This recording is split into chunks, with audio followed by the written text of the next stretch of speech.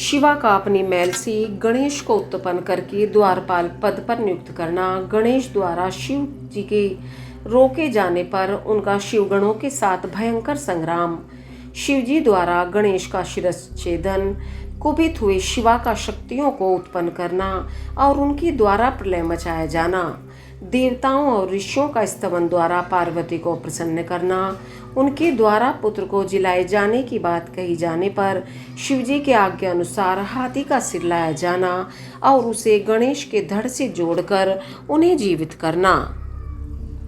सूत जी कहते हैं, तारकारी कुमार के उत्तम एवं अद्भुत वृतांत को सुनकर नारद जी को बड़ी प्रसन्नता हुई।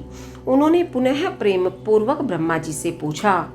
नारद जी बोले, देव देव, आप तो शिव संबंधी ज्ञान के अथाह सागर हैं। प्रजानाथ, मैंने स्वामी कार्तिक के सद्वृतांत को, जो अमृत से भी उत्तम है, सुन लिया। अब गणेश का उत्तम चरित्र सुनना चाहता हूँ। आप उनका जन्म वृतांत तथा दिव्य चरित्र, जो संपूर्ण मंगलों के लिए भी मंगल स्वरूप है, वर्णन कीजिए। सूत जी कहते हैं, महामुनि नारद का ऐसा वचन सुनकर ब्रह्मा जी का मन हर्ष से गदगद हो गया। वे शिव जी का स्मरण करके बोले। ब्रह्मा जी ने कहा, नारद, पहले जो मैंने विधि पूर्वक गणेश की उत्पत्ति का वर्णन किया था कि शनि की दृष्टि पड़ने से गणेश का मस्तक कट गया था, तब उस पर हाथी का मुख लगा दिया गया था, वह कल्पांतर की कथा है। अब श्वेत कल्प में घटित हुई गणेश की जन्म कथा का वर्णन करता हूँ, जिसमें कृपालु शंकर ने ही उनका मस्तक काट लिया था। मुने, इस विषय में तुम्हें संदेह नहीं करना चाहिए, क्योंकि भगवान शंभु कल्याणकारी सृष्टिकर्ता और सबके स्वामी हैं। वे ही सगुण और निर्गुण भी हैं। उन्हीं की लीला से सारे विश्व की सृष्टि, रक्षा और विनाश होता है। मुनि श्रेष्ठ, अब प्रस्तुत विषय को आदर पूर्वक श्रवण करो। एक समय पार्वती जी की जया विजया नाम वाली सखियां उनके पास आकर विचार करने लगी, सखी, सभी गण रुद्र के ही हैं। नंदी भृंगी आदि जो हमारे हैं, वे भी शिव के ही आज्ञा पालन में तत्पर रहते हैं। जो असंख्य प्रमथ गण हैं, उनमें भी हमारा कोई नहीं है। वे सभी शिवाज्ञा परायण होकर द्वार पर खड़े रहते हैं। यद्यपि वे सभी हमारे भी हैं, तथापि उनसे हमारा मन नहीं मिलता। अतः पाप रहिते आपको भी हमारे लिए गण की रचना करनी चाहिए। ब्रह्मा जी कहते हैं, मुने, जब सखियों ने पार्वती जी से ऐसा सुंदर वचन कहा, तब उन्होंने उसे हितकारक माना और वैसा करने का विचार भी किया। तदंतर किसी समय जब पार्वती जी स्नान कर रही थी, तब सदाशिव नंदी को डरा धमकाकर घर के भीतर चले आए। शंकर जी को आते देखकर स्नान करती हुई जगजननी पार्वती उठकर खड़ी हो गई। उस समय उनको बड़ी लज्जा आई, वे आश्चर्यचकित हो गई। उस अवसर पर उन्होंने सखियों के वचन को हितकारक तथा सुखप्रद माना। उस समय ऐसी घटना घटित होने पर परमाया परमेश्वरी शिव पत्नी पार्वती ने मन में ऐसा विचार किया कि मेरा कोई एक ऐसा सेवक होना चाहिए जो परम शुभ, कार्य कुशल और मेरी ही आज्ञा में तत्पर रहने वाला हो, उससे तनिक भी विचलित होने वाला न हो। यों विचार कर पार्वती देवी ने अपने शरीर की मैल से एक ऐसे चेतन पुरुष का निर्माण किया जो संपूर्ण शुभ लक्षणों से संयुक्त था।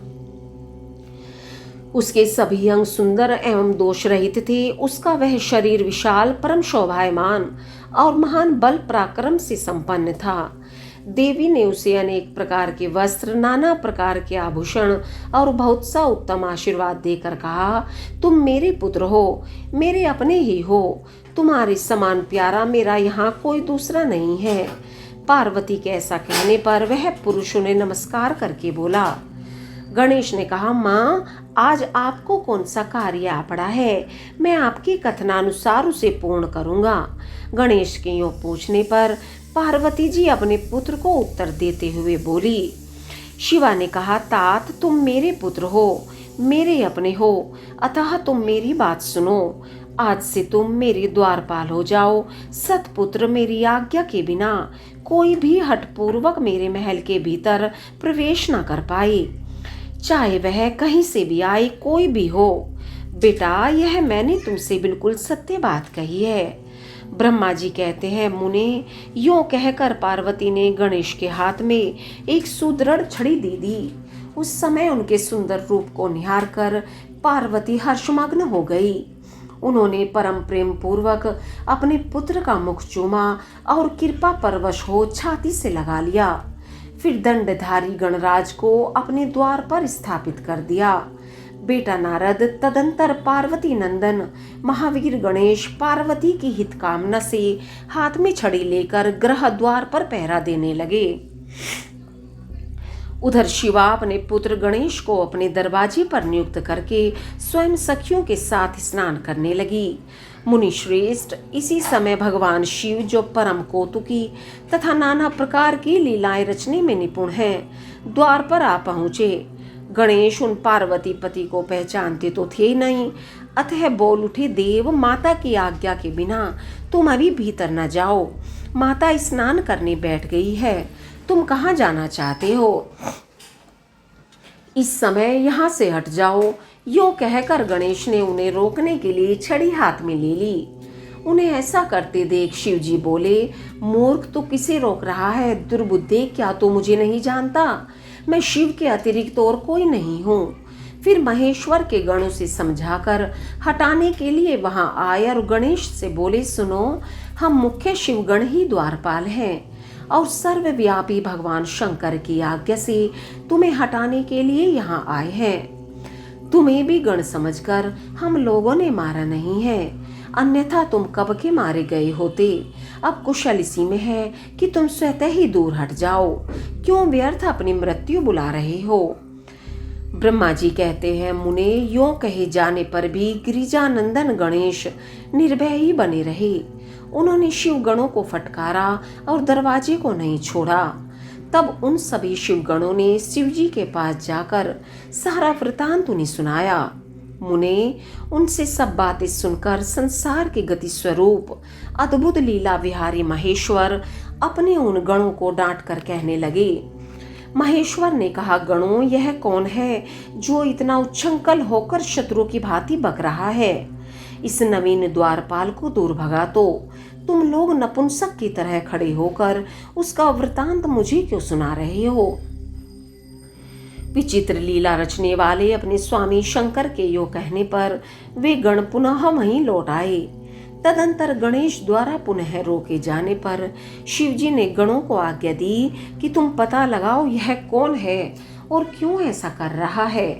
गणों ने पता लगाकर बताया कि ये श्री गिरिजा के पुत्र हैं तथा द्वारपाल के रूप में बैठे हैं। तब लीला रूप शंकर ने विचित्र लीला करनी चाहिए तथा अपने गणों का गर्व भी गलित करना चाहा। इसलिए गणों को तथा देवताओं को बुलाकर गणेश जी से भीषण युद्ध करवाया, पर वे कोई भी गणेश को पराजित न कर सके। तब स्वयं शूलपाणी महेश्वर आए।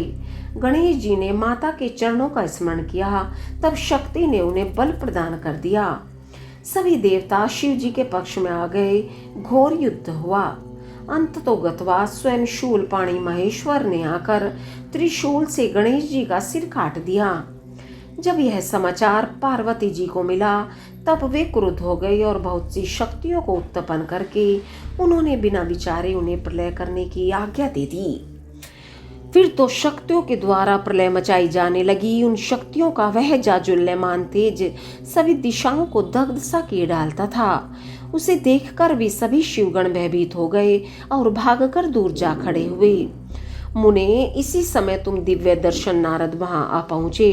तुम्हारा वहां आने का अभिप्राय देवगणों को सुख पहुंचाना था। तब तुमने मुझ देवताओं सहित शंकर को प्रणाम करके कहा कि इस विषय में सबको मिलकर विचार करना चाहिए। तब वे सभी देवता तुझ महामना के साथ सलाह करने लगे कि इस दुख का शमन कैसे हो सकता है। फिर उन्होंने यही निश्चय किया कि जब तक गिरिजा देवी कृपा नहीं करेगी तब तक सुख नहीं प्राप्त हो सकेगा।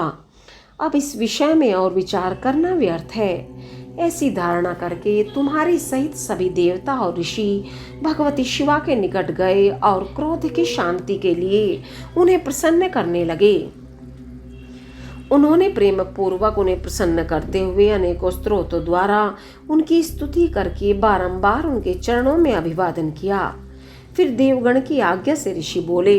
देव ऋषियों ने कहा, जगदम्बे तुम्हें नमस्कार है, शिव पत्नी तुम्हें प्रणाम है, चंडिके तुम्हें हमारा अभिवादन प्राप्त हो, कल्याणी तुम्हें बारंबार प्रणाम है, अम्बे तुम्हें आदि शक्ति हो, तुम ही सदा सारी सृष्टि के निर्माण कत्री, पालिका शक्ति और संहार करने वाली हो। देवेशी तुम्हारे कोप से सारी त्रिलोकी विकल हो रही है, अतः प्रसन्न हो जाओ और क्रोध को शांत करो। देवी, हम लोग तुम्हारे चरणों में मस्तक झुकाते हैं। ब्रह्मा जी कहते हैं, नारद, यूं तुम सभी ऋषियों द्वारा स्तुति किए जाने पर भी परादेवी पार्वती ने उनकी ओर क्रोध भरी दृष्टि से ही देखा, किंतु कुछ कहा नहीं। तब उन ऋषियों ने पुनः उनके चरण कमलों में सिर झुकाया और भक्ति पूर्वक हाथ जोड़कर पार्वती जी से निवेदन किया। ऋषियों ने कहा, देवी, अभी संहार होना चाहता है, अतः क्षमा करो, क्षमा करो। अंबिके, तुम्हारे स्वामी शिव भी तो यहीं स्थित है, तनुक उनकी ओर तो दृष्टिपात करो। हम लोग, ये ब्रह्मा विष्णु आदि देवता तथा सारी प्रजा सब तुम्हारे ही हैं और व्याकुल होकर अंजलि बांधे तुम्हारे सामने खड़े हैं। परमेश्वरी, इन सब का अपराध क्षमा करो। शिवे, अब इन्हें शांति प्रदान करो। ब्रह्मा जी कहते हैं, मुने, सभी देव ऋषियों कहकर अत्यंत दीन भाव से व्याकुल हो हाथ जोड़कर चंडिका के सम्मुख खड़े हो गए। उनका ऐसा कथन सुनकर चंडिका प्रसन्न हो गई, उनके हृदय में करुणा का संचार हो आया। तब वे ऋषियों से बोली। देवी ने कहा, ऋषियों, यदि मेरा पुत्र जीवित हो जाए और वह तुम लोगों के मध्य पूजनीय मान लिया जाए तो संहार नहीं होगा। जब तुम लोग उसे सर्वाध्यक्ष का पद प्रदान कर दोगे तभी लोक में शांति हो सकती है, अन्यथा तुम्हें सुख नहीं प्राप्त हो सकता। ब्रह्मा जी कहते हैं, मुने, पार्वती के यूं कहने पर तुम सभी ऋषियों ने उन देवताओं के पास आकर सारा वृतांत कह सुनाया। उसे सुनकर इंद्र आदि सभी देवताओं के चेहरे पर उदासी छा गई। वे शंकर जी के पास गए और हाथ जोड़कर उनके चरणों में नमस्कार करके सारा समाचार निवेदन कर दिया। देवताओं का कथन सुनकर शिव जी ने कहा, ठीक है, जिस प्रकार सारी त्रिलोकी को सुख मिल सके वही करना चाहिए। अतः अब उत्तर दिशा की ओर जाना चाहिए और जो जीव पहले मिले उसका सिर काटकर उस बालक के शरीर पर जोड़ देना चाहिए। ब्रह्मा जी कहते हैं, मुने, तदंतर शिव जी की आज्ञा का पालन करने वाले उन देवताओं ने वह सारा कार्य संपन्न किया। उन्होंने उस शिशु शरीर को धो पोंछ कर विधिवत उसकी पूजा की। फिर वे उत्तर दिशा की ओर गए। वहां उन्हें पहले पहले एक दांत वाला एक हाथी मिला। उन्होंने उसका सिर लाकर उस शरीर पर जोड़ दिया। हाथी के उस सिर को संयुक्त कर देने के पश्चात सभी देवताओं ने भगवान शिव आदि को प्रणाम करके कहा कि हम लोगों ने अपना काम पूरा कर लिया, अब जो करना शेष है उसे आप लोग पूर्ण करें। ब्रह्मा जी कहते हैं, तब शिवाज्ञा पालन संबंधिनी देवताओं की बात सुनकर सभी देवों और पार्षदों को महान आनंद हुआ। तत्पश्चात ब्रह्मा विष्णु आदि सभी देवता अपने स्वामी निर्गुण स्वरूप भगवान शंकर को प्रणाम करके बोले, स्वामिन, आप महात्मा के जिस तेज से हम सभी उत्पन्न हुए हैं, आपका वही तेज वेद मंत्र के अभियोग से इस बालक में प्रवेश करे। इस प्रकार सभी देवताओं ने मिलकर वेद मंत्र द्वारा जल को अभिमंत्रित कर फिर शिव जी का स्मरण करके उस उत्तम जल को बालक के शरीर पर छिड़क दिया। उस जल का स्पर्श होते ही वह बालक स्वेच्छा से शीघ्र ही चेतना युक्त होकर जीवित हो गया और सोए हुए की तरह उठ बैठा। वह सौभाग्यशाली बालक अत्यंत सुंदर था। उसका मुख हाथी का सा था, शरीर का रंग हरा लाल था, चेहरे पर प्रसन्नता खेल रही थी, उसकी आकृति कमनीय थी और उसकी सुंदर प्रभा फैल रही थी। मुनीश्वर पार्वती नंदन उस बालक को जीवित देखकर वहां उपस्थित सभी लोग आनंद मग्न हो गए और सारा दुख विलीन हो गया। तब हर्ष विभोर होकर सभी लोगों ने उस बालक को पार्वती जी को दिखाया। अपने पुत्र को जीवित देखकर पार्वती जी परम प्रसन्न हुई।